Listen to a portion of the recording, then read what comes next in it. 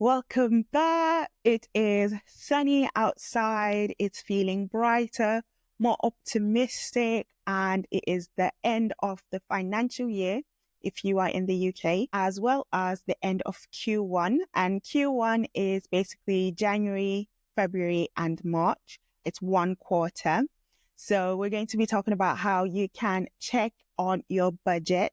If you have been listening since we started, then you will remember in an episode at the start of January, it was all about how to set your financial goals and how to set yourself a budget. And we did discuss that we'll be checking in on how you can keep a track on the said budget and your plan as well. So today is a little bit of a refresher on how to set your budget. And we're going to talk about how you can start to tick things off and stay motivated as well. Welcome all to our financial wellness podcast, From Roots to Fruits, where we nurture our roots to grow more delicious fruits. I'm your host, Arlyne. Let's get started. So let's go. Personally, I love checking in on how I am doing on a regular basis, but I try not to overdo it. Some people like to check in on their budget or their plan on like every week, and some maybe every month. And I think that's fair. Every month is a good kind of check to see how well you're doing. But on a quarterly basis is when I would say to sit down and really have a look at what did I set myself in January and how am I doing? If you don't know how well you're doing or how much you've come off course, then it's really hard to kind of get back into line. And it's also something that could motivate you, especially if you didn't think that you were doing anything towards your goal and then you have a look and see, actually, you're smashing it. It's really a confidence booster. So I would advise having some time in your diary, set yourself that date every quarter. So at the end of March, right now, as well as at the end of June, at the end of September, and in December. And December could be your annual roundup, just to have a look at how well you did to get you ready for setting your goals for the following year. Okay, now go back to wherever you wrote down your goals and pause this and look for that notebook that you might have already lost or that notes page in your phone. And you have to scroll all the way back to find where you wrote down your goals and just start to remember why that goal. So in the exercise that we did, if you haven't watched the January one, please go and watch and listen to the episode. It was out on the 22nd of January, and then come back to this. But if you already have, then we talked about things that will motivate you, know your why. I'll just start to reflect. Personally, we set some goals for Roots to Fruits to achieve episode a week on this podcast, to get some sponsors, to host events in person and online. And I set a target to say, okay, this is what we're going to do each quarter. And in February, I started to feel a little bit tired, a little bit deflated. This was straight after all the self-assessment returns, rush, and I just really needed a break. But that wasn't the time for a break because it was only month 2. And we had an event coming up, Empower Her, in March, which was amazing. Please tune in next week. We'll have a roundup of the feedback from people. I'm still buzzing. I'm feeling motivated and happy from that event. So tune in and we'll just show you some highlights. But back to this subject, Empower Her was really hard to plan, and the amount of like logistical things, we went bigger, we wanted more people in the room, and the quality as well had to be on point, and we wanted the idea to be executed really well and for the room to just feel really good. So that meant that a lot of planning took place. Myself and the team, the Roots to Fruits, amazing team, we caught up like every week or every couple of weeks to just make sure that everything was on point. So that was really, really tiring, and it took a lot of energy from me. And I really had to remind myself why I'm doing this. I literally had to write down in my journal, like, what is my why? Is that actually happening? And that motivated me to keep going. So perhaps it's worth you sitting down and remembering why you set yourself those goals in January. So it could be that you are saving for a car, you're saving to buy yourself a property, you're starting a business, or you're clearing some debt. Just remember the thing that motivated you in the first place. Especially if you attended a Roots to Fruits workshop, a lot of people really said that they wanted to gain some financial freedom and they want to be able to just travel whenever they want. And just remember that, especially when there's certain things that might be taking money away from you, just remember your why.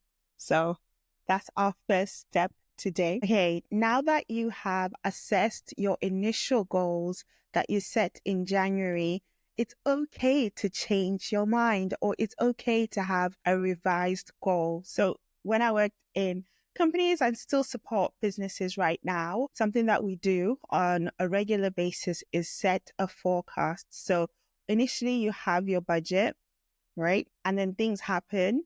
And now you can have a revised budget, and we call that your forecast. So you can take a look at, okay, at the start of the year, I didn't know about X. Therefore, now I've got a new goal. I'm scrapping that goal. Maybe you wanted to start a business, decided, no, it's not the right economy to do it right now. Instead, I'm going to start a different project and just, invest in my hobbies or a passion project. Okay, what is that? So then you can revise your plans for the year. So maybe sit down and think about that. And you can also talk to your family members. You can talk to your loved ones, whoever you do life with, to just find out where are they at. Are your goals still aligned? Because it's really important to kind of collaborate with the people that are closest to you, especially if their finances impact what you're doing and vice versa. So sit down and do that exercise with them as well. First, take a look at yours and then do the joint exercise. Okay, so some of the things that we have been talking about on this podcast with various guests before, as well as if you've attended a workshop, you will know that we're always talking about building an emergency fund and other things that you can start to build into your goals. These are all examples. So the first thing is building an emergency fund or a sunk fund. Sunk fund? Sink fund.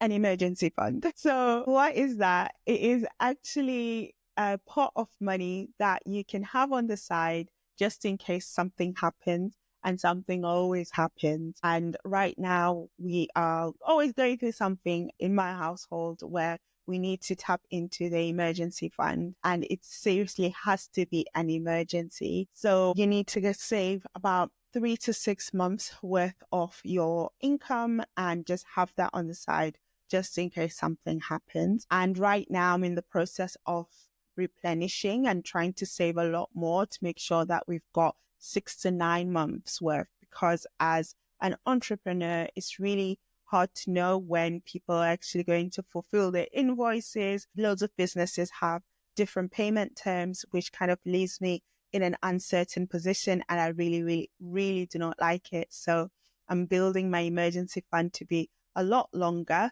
which means that I'm taking on more jobs and taking on more projects to make sure that that emergency fund is built up. So what you want to do first is just understand what your budget is in the first place.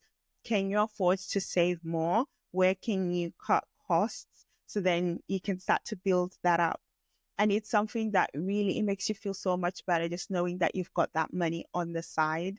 So that's the first thing that I would add if you don't already have an emergency fund.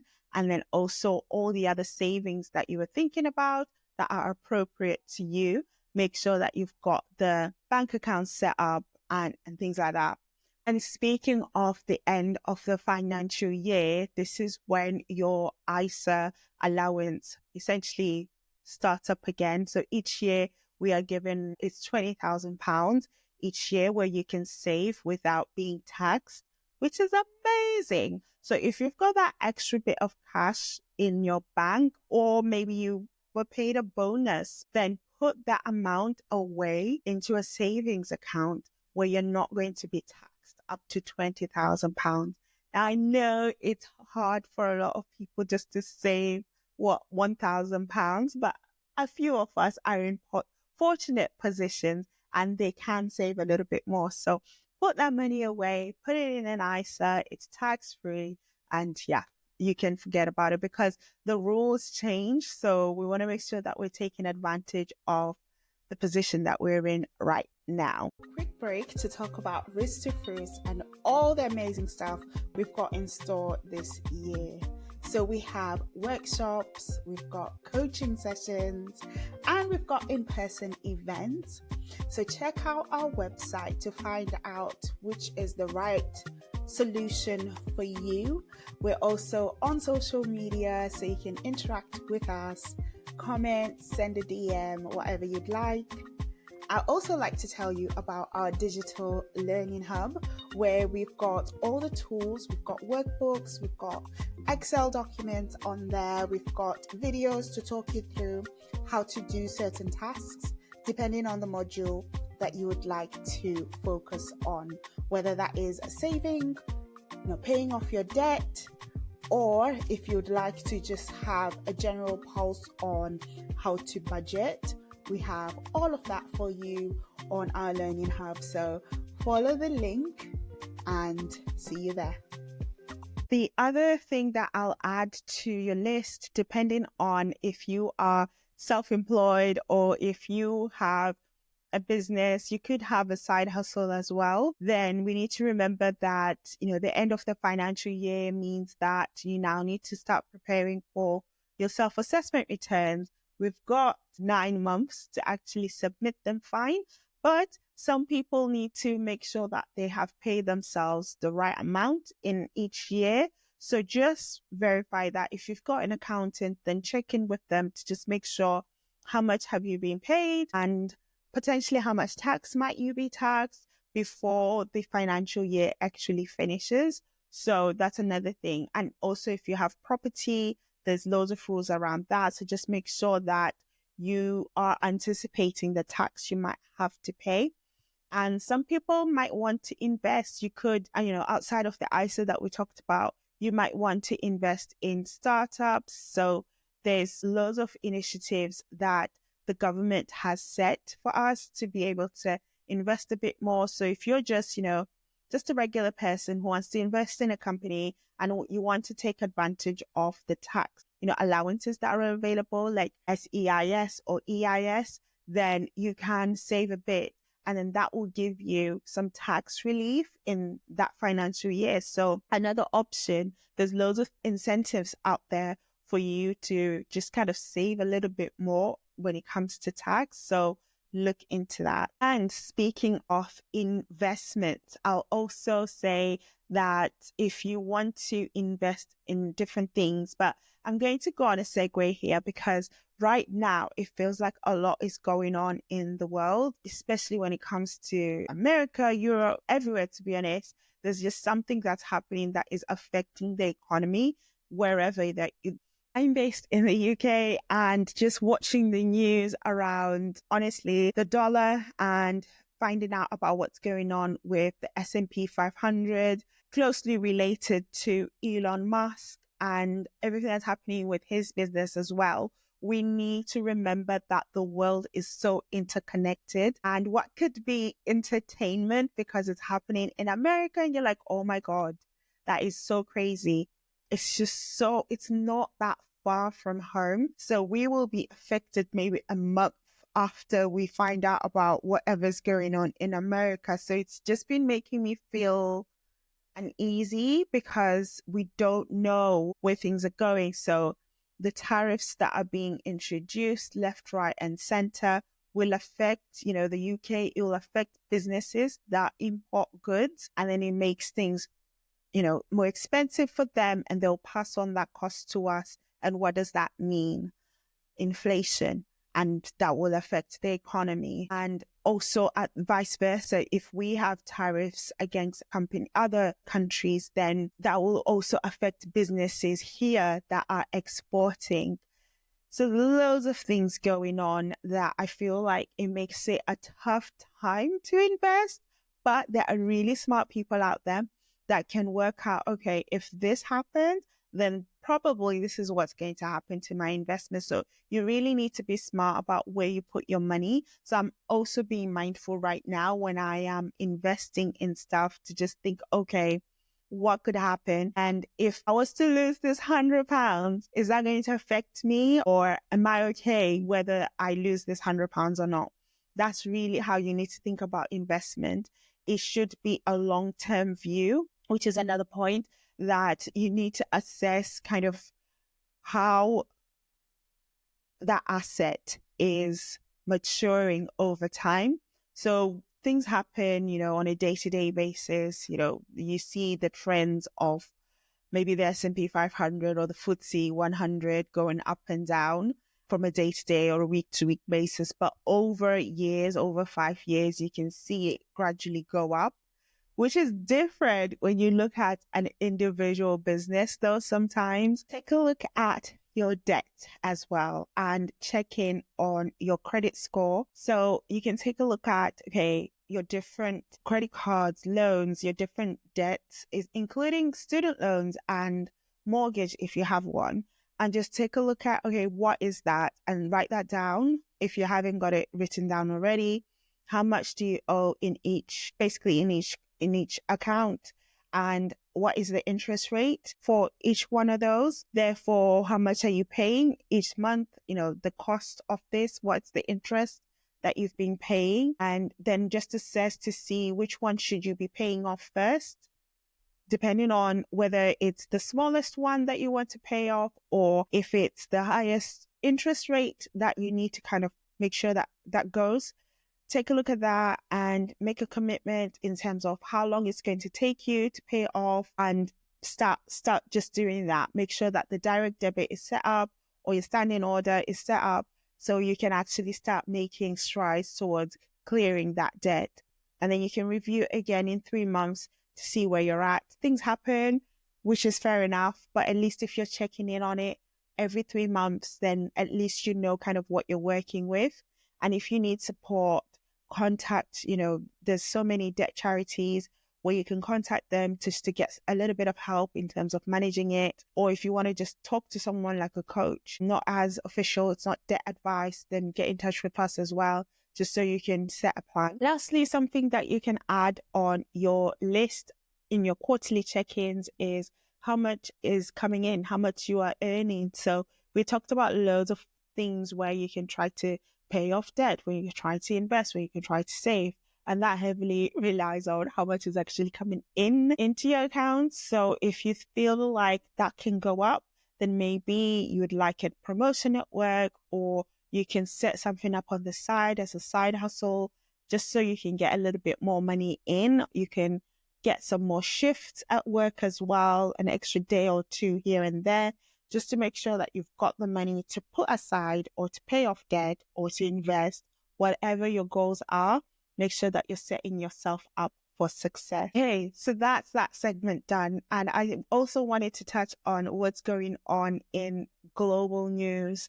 Of course, the biggest stuff and the headlines are around America and the crazy chaos that's coming out of there, including kind of things happening to the S&P 500 and also Tesla as well, what's going on there, and the rules around tariffs with different countries, the rules around wars, who are they backing, who are they not backing. At first, it was all kind of like, oh, this is interesting, watching TikTok or listening to the news. But actually, I realized that this heavily influences what's happening at home here in the UK. Whenever America sneezes, we catch the cold, we catch the flu. So it's really important to stay ahead of it, or at least just to stay informed in terms of what's happening over there. So as you know, like things like tariffs will affect, UK businesses. So if America sets a tariff on, stuff that people need to import from America, then it makes it maybe the demand of the goods in the UK goes down, which affects businesses because they have less income now. And then they probably need to lay some people off. And then vice versa in terms of if UK black businesses or just UK businesses, if they are importing something into the UK and there's a tariff on it, then it makes it more expensive for them if they can't source it from anywhere else in the world. Therefore, they're going to pass on that cost to other people in the UK, their customers, their consumers, and then we will feel that. It will lead to inflation. So the world is really, really shaky right now, and we don't know what's going on. So you have to be mindful of that when it comes to investing in stuff. Foreign or local businesses or assets, whatever it is, you just have to be really mindful that things can change so quickly. On that, I've been watching so much when it comes to the Tesla news and everything that's happening right now. Of course, everything that Elon Musk has been doing has impacted the share price of Tesla. And I'm confused why they are confused that this has been the impact. I think maybe he might live in a world where he thinks that only a certain type of person buys his product or supports him or something. I have no idea. But the customers, Tesla customers, are the people that he is alienating, are the people that he is showing hatred towards. So, of course, less people want a Tesla. And of course, this means that it's going to affect their sales, which will affect their profit, which will affect the share price. And also there's loads of competition too. I've been watching loads of news around this where they're trying to say it's actually the competition that is causing the drop in Tesla's share price. But no, it's heavily linked to Elon Musk because the value of Tesla is actually more about the leader rather than the actual profit margins and the actual value of the brand on its own. So whatever he does, it was always going to affect the price of Tesla, which is why he is still, he's still running that company. Now, something that I was looking into was, okay, well, how is he the richest man? Especially if his fortune is heavily tied to Tesla. So this is what he would have done. And a lot of rich people, especially in America, this is what they do. They will own a company that is worth quite a lot. So the assets that you have are worth billions, for example. Okay, therefore you can leverage that and go and borrow from a bank or whoever, another institution. And then you can borrow an amount and say, it's because I've got these assets. So if I can't pay you back, you can have these assets, which is stock in Tesla, a share of Tesla. So this is why if it goes down, that means that he's going to have to pay them back in another way. He's going to have the actual cash. He's going to need the actual money to be able to pay back the loans that he took out to buy X or Twitter back then. So it's actually kind of funny, but I wonder if he's going to get out of this somehow because some people are just weirdly lucky and things just work out for them. So let's not say that the work is done yet. Let's see. He might just kind of crawl out of this hole. But yeah, it's been really interesting just to see how the rich maneuver things, just to see how we are going to banks and we're borrowing based on a credit score. That's what you're judged against. However, if you're richer and if you have more assets, then you can borrow against those assets. That's how the rich stay rich. So they're not actually taking a pay cut. They're not selling the actual, shares. If you sell them, then that means that you don't have the assets. So they're not selling those assets, meaning that they're not being taxed on capital gains. And if they don't get taxed on capital gains, they're not being taxed on the income that they're getting from a loan. This is how the rich stay rich. So yeah, I'm not saying that this is what we need to do. I mean, it would be really hard. How many of us have, billion-dollar companies?